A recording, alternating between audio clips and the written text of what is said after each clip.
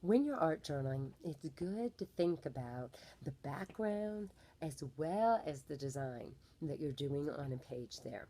And so, what we're going to do now is I'm going to show you one of my favorite ways for creating a really neat background.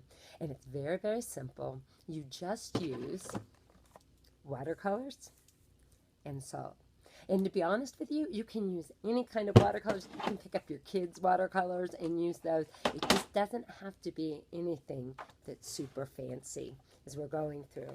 What you do need to make certain, though, is that you have a lot of water onto your page. So what I'm going to do to start out, I am actually going to cover my entire page in water as I'm doing this. Just because that kind of gets it, makes sure that it's going to be wet enough. If it's not wet enough, what you're going to find happens, you don't get quite the wow factor of an effect with this. What it does is, it actually, once we add the salt onto it, it will, when the salt dries, the salt, as it absorbs the water that's in there, leaves very unique features in the paint and in its wake. And so I just thought I'd share this really, really cool thing with you. I'm going to bend this down so you can actually watch me in action here. I've just gone ahead, covered the entire page with water there. Now, you could say, oh, I think I just want to use one color for the background, or you can use a variety of different colors, actually mixing them together. So I'm going to go ahead, I'm going to take some brown here. As I paint that in, you can see I'm continuing to take water and I'm dipping it into my colors here.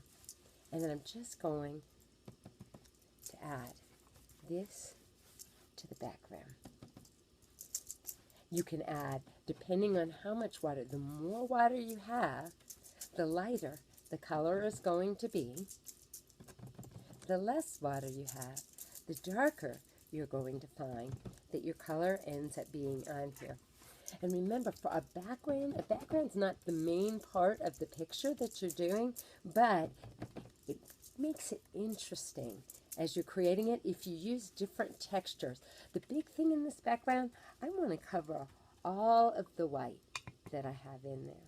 Then I'm going to go ahead and I'm going to rinse out what I'm doing right here. Now I'm going to take a second color for the background.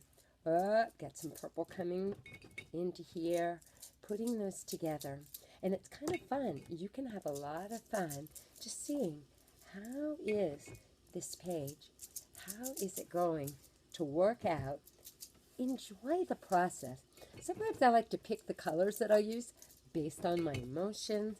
Sometimes if I know a little bit more, I have a picture and an idea of what I'm going to be doing in the future, I can use my colors as I'm going through and doing that. I'm going to put a little bit of black in here too. And when you see my finished result, you may understand why I did some of that. Now, the black, when you can do black, there can be something. If it's hot, if you're having a hard day, doing an entire black background can be amazingly powerful kind of a thing. So you can have fun here using a number of different colors and just experiment. Now remember, since this is your background, you can actually create a number of different backgrounds. And then you're able to actually pick, okay, which background do I think, once I'm actually getting into the final picture, what background do I think will go well with what I'm going to be putting on the top of this? So then, as soon as you get all of the color on here that you absolutely want, I'm going to put just a little bit more blue on top. I'm doing that right there. So that will end up being my main color. And it is so fun to experiment with layering different colors for your background. Remember, you can use different textures. You can use different sponges to give you a little bit of a different technique.